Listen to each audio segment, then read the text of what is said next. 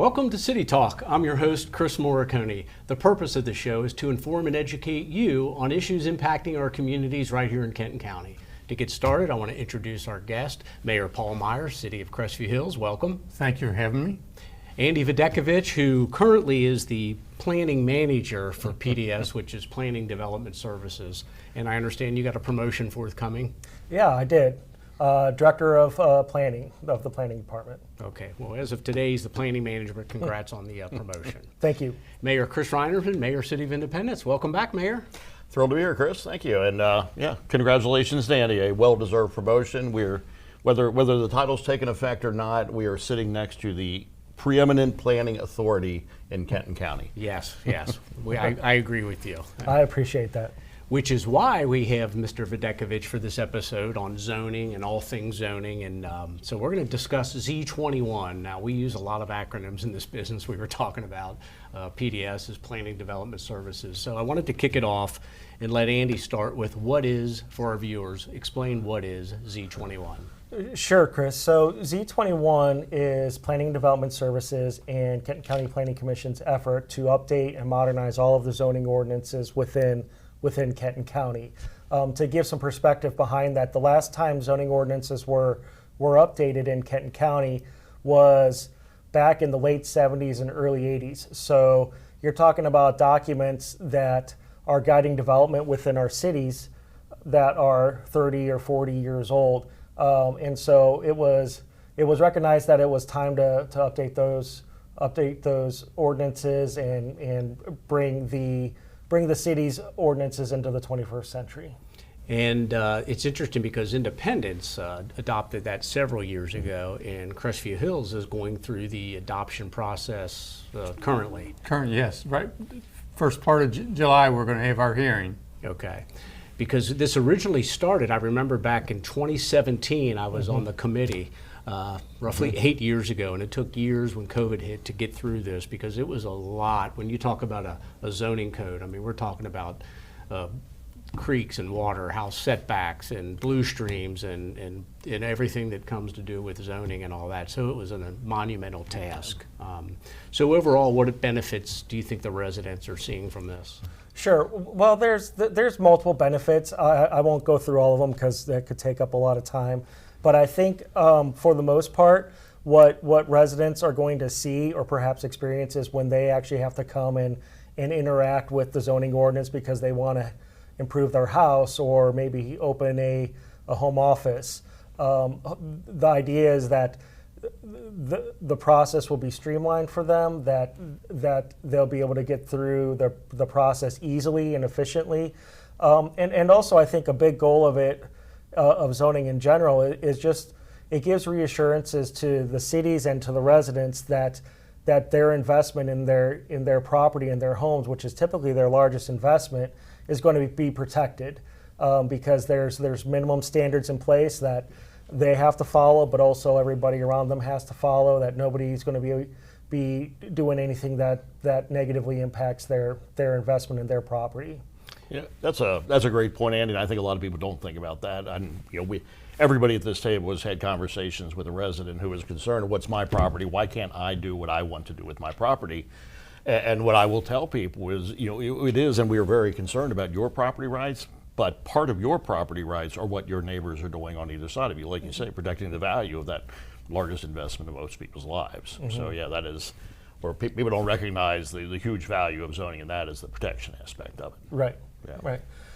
And I think Mayor Meyer, you used the word, it offers flexibility. That was a good term to describe some of the changes that you're going through now with Z21. Right, right now a lot of the setbacks and everything are, in our current zone, they're in concrete. You can't change it. If you want to change, you have to go to a Board of Adjustments. Well, now there is some flexibility if it's within 10%, I think, under the new Z21, that the local zoning administrator, in our case, our city administrator, can allow that to occur. But it gives a lot more flexibility to the residents, which does not impede the adjacent properties. I do feel like that's another thing that a lot of people don't understand is, that you've got to go to the Board of Adjustments. Well, the Board of Adjustments means that you've got to get on their agenda. They meet, I think, once a month. So depending on the cycle, it may take you nearly 2 months to get in there to get permission. You're in the middle of a project and find out you need permission for this, so there's that. And if I'm not mistaken, I believe the cost, and the cost is $500 or $600, somewhere in that range, which is a legitimate cost. Each one of those the Board of Adjustments members has to sit, that they're paid a stipend for coming to the meetings every month, and assorted other costs associated. So those are legitimate costs, but there are times when it seems like this isn't that big a change. It seems like it should be easy, but the way the ordinance is read, you still had to go through the process. Yeah, the old zoning ordinances were done really back in when zoning was very rigid, and that was just the way things were done locally and nationally. Was the regulations were black and white, written in stone, and if you couldn't do that, there was a process to go through. Obviously, with the way things have changed, in the last 4 years, much less the last 40 years, a lot more flexibility, I think, is warranted. The idea, to have the minimum regulations in place, but also to not get in people's way when they want to do something that's in line with the character and not going to have a detrimental impact on their neighbors or the surrounding community. It really is meant to just sort of get out of the way of that and let folks do what they want to do. I think the other thing that this new zoning today in our zone and in prior zones, you had to read almost all the paragraphs, what was allowed, what wasn't allowed. Now, a lot of it is done in charts or tables. Yeah. And so you look for your zone or your use, whether it's single family, multifamily, and you look across and you can see exactly whether it's allowed, whether it's conditional use, or whether it's not allowed at all. So it makes it a lot simpler. Well, and to that point, Mayor Meyer, what struck me when I got on the committee years ago for Z21 was it provided pictures. So when you live on a corner lot and you want to put a fence in your side yard, it used to give all this legal verbiage that you would have to read, or at least I would, several times, like, okay, the setback off the corner lot, the rear left side of the house facing west. But they put pictures in there now so that the benefit to the residents that don't do this every day like we do, there's actually graphics, like you said, that show, when I saw it, I'm like, oh, okay, a corner fence in the backyard means this based on the diagram and the drawings. I thought that was really nice. Yeah. And that goes, I think, again, towards the old way versus the new way of doing things, and again, making it easier for people to be able to get things done without having even to come through our office if it's not necessary. As you pointed out, under the old zoning ordinance, even something simple like figuring out how far a deck could be set back, you might have to take time out of your day and contact our office and have that conversation. It might not have been that long, but it's still something that you would have to do. And we're always happy to help people out regardless, but this way, people can hopefully find what they're looking for and be able to figure out what they can and can't do without taking time out of their day to come to us or to call us. Do you think it's working the way it was intended thus far? I mean, do you think? Yeah. So zoning is very dynamic, and again, with at the pace things change nowadays, zoning's never going to be done. Like a city's never going to be done with the zoning. But from what I've heard from our zoning administrators and permit clerks, it has made things a lot easier for them to find. So it definitely takes a lot less time on their end to find things in the ordinance. And then that additional flexibility has allowed, some projects, not every project, but some projects to be approved that would have otherwise had to go through, some additional red tape in order to be completed. So we're happy with that. But yeah, like I said, zoning is always a dynamic thing. It seems like a community's values change, from year to year almost, and new technologies coming online faster than we can keep up with it. So, so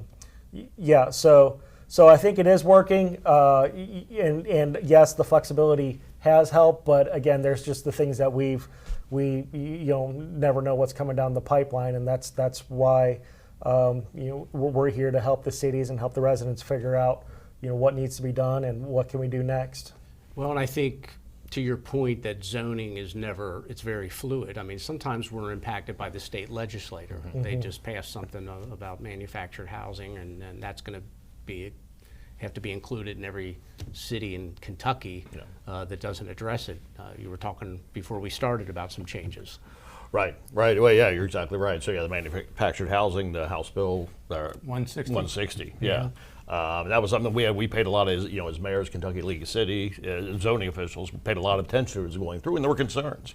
When people hear manufactured housing, they're thinking a trailer, and it's not what a modern manufactured housing is. And there was a lot of give and take with the legislature on getting something through that was passable, but at the end of the day, it did pass, and now we have to address that in our zoning, and really the mandate from the state is not a find a way to allow it. It is you cannot disallow it.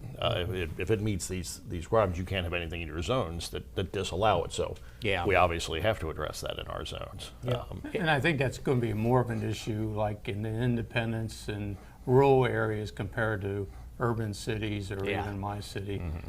I don't think, we do have a lot of change happen in our city where people are tearing down houses, but I doubt if someone will tear down a house and put in a manufactured home. Yeah. Most of them are stick built still. Yeah. So I will say, sorry. No, go ahead. I was just say I will say anecdotally, the whole manufacturing housing idea, and the reason the legislature did all this was because of this housing crisis we had. We're all familiar with the ad study that says we need something to the tune of 6,600 units in the next 5 years in northern Kentucky, and that this and the affordability option, as we've all seen, prices go through the roof. But I do think it's interesting. I went out with my daughter. She was looking at a house, looking at different options. I said, why don't we check this out? And, we went to a manufactured housing dealer with the idea of buying a lot either in a subdivision or on a little piece of land. But it was going to be in the Independence area, southern Kenton County, but not super rural necessarily. And so we went in and we looked at a nice one-story home, and there were plenty of two-story manufactured homes as well. But we went and looked at a nice, it was probably about a 2,200 square foot home, 4-bedroom, 2.5 bath. Wow. And then we sat down with the representative from the company, and I said, okay, now tell us everything. What does it take to get this? I see that this house is $189,000 sitting on the lot.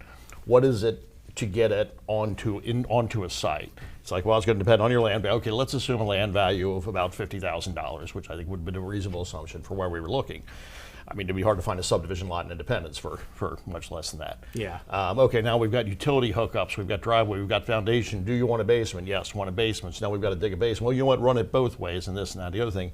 And as I recall, by the end of the day, this new home, this 2,200 square foot, which isn't a small home, it was going to cost between $380,000 and $400,000. Wow. to walk through the door. So I'm a little skeptical on the idea that this is a great solution for the housing crisis, but at this point it is what it is. It's been passed, and we'll see where it goes. Yeah, that's very interesting because we could go on for another 30 minutes to an hour about Airbnb and short-term rentals.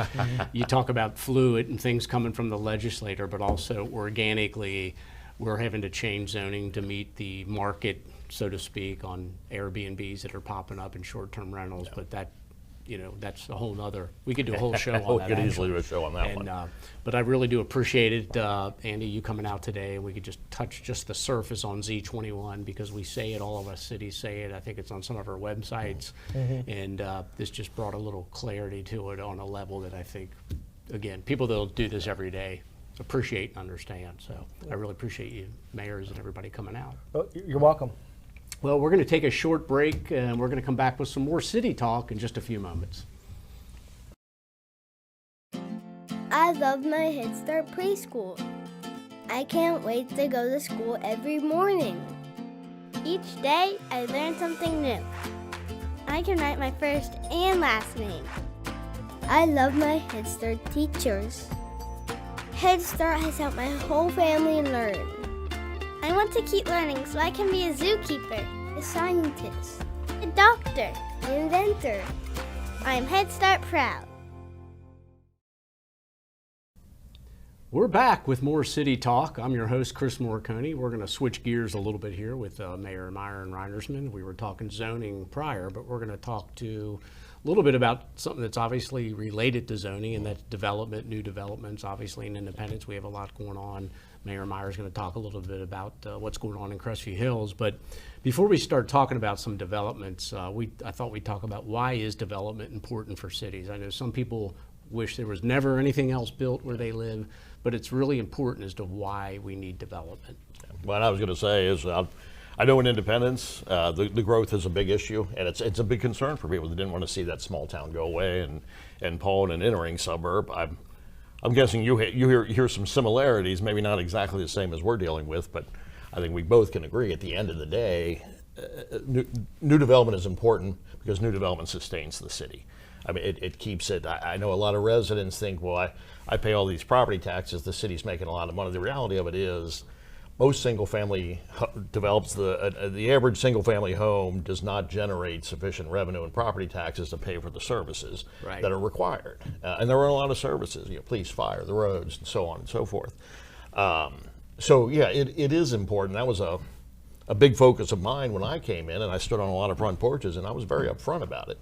Was, we need to bring employers into the city. We need some services. We were lacking some services, being kind of out there on the outer edges. But we needed employers in the city because our revenue balance was not sustainable. Yeah.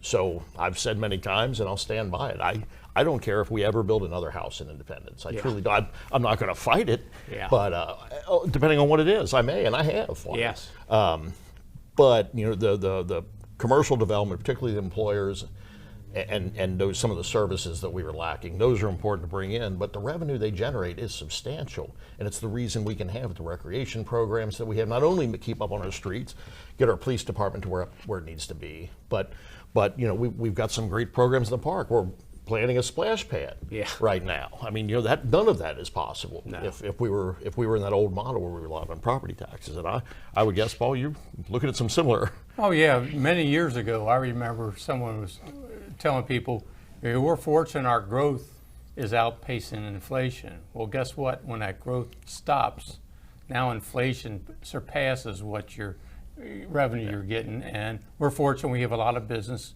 in our city. Yeah. Some of them are going through some redevelopment. Everybody looks at our town center and said, man, that's a cash cow. Well, really it isn't, because it's kind of low-paying jobs, but it's quality of life. Yeah. And that's what you're trying to get in Independence. That's exactly it. Quality of life. Yeah, they do pay some pretty good property taxes, but it's a destination now for the area, and that's what we like. Yeah. And you mentioned too that development does help cities keep up with inflation. As the cost of everything goes up, the value of the properties on these commercial go up. So the property tax revenue increases, which helps cities keep up with inflation. Sometimes it seems like those property taxes start going down because they get a little bit wiser in the business industry and go to the PVA and ask for lower property Yeah, taxes. they figured it out. Yeah, the good old appeal process. Especially with that commercial real estate market going up and down, whereas the residential market's usually pretty steady until recent years where it's kind of shot up. But But yeah, it is. And the other big component, though, is we know is the occupational license tax, but the lay term would be the payroll taxes. Right. That's significant. That was my budget address this past year was a big deal. That I came in and we were over 50% in reliance on our revenue from property taxes. And we needed to bring up that occupational license tax, and I was very excited that it's taken us 10 is my 11th budget. That we are now at the point where we're like 36-point-something% property taxes and 35-point-something% occupational license. So we're right there finally, and that it kept. I mean, we haven't had to raise taxes in years. And that kept us at a place where we could do that. We're these new employers, and oh, by the way, we got some great services out of it too. Yeah. We're light years of where we were years ago when we were in the year 2004, 2005, 2006. Independence was building roughly 500 new homes a year. It used to keep me up at night thinking, okay, 20, 30 years from now, we've got to repair all these streets. And thankfully, that brought back down to a manageable number now. We're building, Mayor, roughly on houses 100. I think about a little over 100, yeah. I think 100 we're 120 maybe, 125. Yeah. It fluctuates a little bit year to year, but I think the last couple of years we've been under 100, if I'm not mistaken. Yeah, Yeah. and you've done a good job of, like you said, balancing out that pie chart. We relied too heavy on residential, where it really wasn't a sustainable model. You can't tax yourself to prosperity and tax your residents to pay for all that. And we're very fortunate with 20 square miles in Independence that we had the land that should somebody choose to sell their farm, keyword, the city doesn't make people sell their We property. do not. Yeah. Well, it's a big thing, stop this development. Well, if you have 100 acres and you decide to sell your 100 acres, that's how the development happens. And that residential zoning has been in place since probably the 80s, Yes. long before any of us were in charge in Independence. Exactly. So kind of why development's important. So let's talk a little bit about some of the developments going on. We can go back and forth, Mayor Meyer, if you want to talk a little bit about Crestview Hills, what's going on there. Well, like I said earlier, we're having a lot of redevelopment. I'll Yeah. take, for example, Children's Hospital and St. E's Hospital owned a building off of Thomas More Parkway.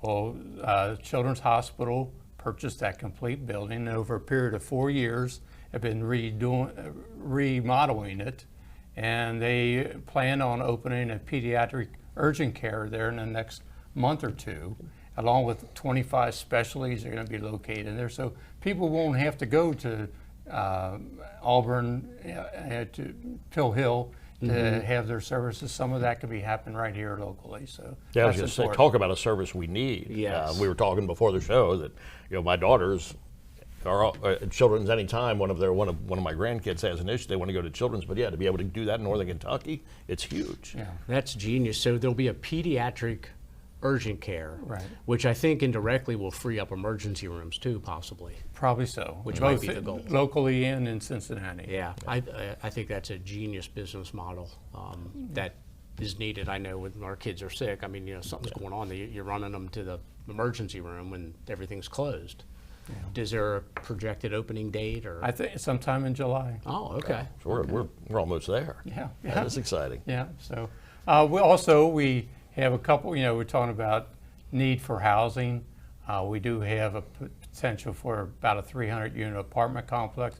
It's been on the books for about 2 or 3 years. Yeah. Zone changes, and they're actually waiting for us to complete some Z21 changes to allow this apartment a little bit higher density, to allow it to go in basically next to an existing apartment complex adjacent to the Compass Sussex Tower, where everybody knows where that's at. Yeah.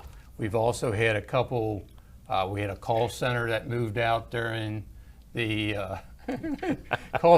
COVID. Yeah. Well, we've backfilled that with another call center, Oh. so that's worked out well. We're laughing because my wife worked for that company, and they went home during COVID. She still works for the same company, but they found out working from home work, sold the building, and boy, did I get a hard time from Paul every time I saw him at a meeting for a year or so. Ouch. Because to our earlier point, those payroll tax dollars matter. That's right. Yeah. That's right. Yeah. Unfortunately, they were paying those for quite a while. Yeah, that's a good point. We could do a whole other episode on work from home and the impact on city budgets and all that. Yeah. Well, that's great to hear. And then Mayor, Reinersman, as far as development and independence, we could start. Let's start with Park 536, as a lot of our viewers know. If you've driven on Mount Zion Road 536, there was a 104-acre farm that sold 4 or 5 years ago and is now Park 536 Industrial Park. It is, and that was a target since before when you as mayor appointed me to a committee. I just kept looking at that farm there, and the for sale sign had been up for a long Right. time, and just recognizing that's really the only area I could see in Independence where industrial was viable. And when nobody gets excited about, we're not industrial today, isn't factories puffing out smoke and Right. everything else. But that's the employer we have. The office market isn't strong enough, particularly on the outer edge. Yeah. But we saw what was happening across the border in Boone County, literally right across the border, and there were opportunities there, and just kept watching the farm. Reached out to the owners, to the broker, and then just made it abundantly clear that we would love to have this in the city as industrial. And eventually a national industrial developer came along, and they did come to us. And we spent better part of 2 years, it feels like, a year and a half solid of negotiating with them, working out a deal that kind of worked for everybody. And now we've got, we've got that 100+ acre industrial park. In the end, it'll have about 1.2 million square feet of space. We've got Thermo Fisher, a Fortune 1, I think they're Fortune 100 now. They were almost there. Fortune 100 employer in the city. We've got the other building, DB Shaker's in there. And we've got a third side of a 275,000 square foot building to come in. And that's, it's really a game changer, especially for a bedroom community like Independence. Yeah, and I think the timing was great on that because of the new 4-lane 536 with roundabouts. It was almost, the timing could not have been better. If you've driven that route from the expressway, it's not quite 2 miles from I-75, and they redid all the interchanges there. So that part of town for industrial made sense. And when you drive by, it's not really an in-your-face industrial park. It still sits up on the hill. You don't really big grass hill. You've got a few acres of grass hillside. Yeah. Well, the mayor's trying to get them to put in some fiberglass cows that on the hillside. They haven't taken the bait yet, but we're going to keep trying. Yeah, but that was the hill that people in Independence know. And a number of times I told my wife driving by there over the years, it's going to break my heart when these cows are gone. Well, again, we have so many things. We just got a couple minutes left. Another big one is, of course, we have a Publix coming to Independence, and then we have the Downs of Nicholson, which is a massive, I don't even know what price tag, $30-40 million development. Yeah, I think it's upwards of that now. And that is the one that we are very excited about. As a matter of fact, Paul, I ran into you out there. Oh, that's right. I even visited Independence. I think I've seen the first watch in Independence. That's right. When we can get the mayor of Crestview Hills to Independence to eat at First Watch, we're really doing something there. We better not say that too loud because Crestview Hills has a First Watch too. That's right. But this development is spectacular. It's an Independence, a native of Independence, Gary Holland, who most of us know as Skyline, La Rosa's, Duncan, a variety. He's now the owner of the Greyhound Tavern and Barleycorns locally. Yeah. But this development they're building it's just spectacular. It's the reason people are going to be coming all over Northern Kentucky and beyond to Independence, just like Paul is. There's just going to be so much to see, and it's modeled after a horse farm. Yeah. So the quality of the buildings is beautiful, beautiful buildings, and there's going to be so many things to do. The First Watch, the Barleycorns 1842 with a brewery, the Royal Kentuckian, an upscale restaurant, an event center, a few short-term rentals for if you have an event at the event centers. Yeah, it's kind of tiny homes. So it's we could probably do an episode on that. Well, we could, and unfortunately we have to wrap up. But a couple things it'll have a gas station with a Spears Ridge deli grocery store. That opens up literally Monday, which would be June 30th, based on this filming. And then the second phase of it will have it'll have a rental community of about 70 rental homes. It'll be part of the Downs. Nice patio homes, but for rental. So, well, again, it goes by quick. We have a lot to talk about and a little bit of time to do it, but I really appreciate both mayors' time today talking about the cities, and we love our communities, and you guys don't really make a whole lot of money to do what you do, but you do it because you care about your communities, and we appreciate the work you do. It's good to see the results. Yeah. And thanks for inviting us. Yeah, sure. We're glad to have you, and we love our communities, and we love Kenton County. So that's it for this episode of City Talk. This will be replayed on 203 Spectrum and 815 Alta Fiber on demand at tbnk.org. So we'll see you next time for another episode of City Talk. Thanks for joining us, and remember, it's your government.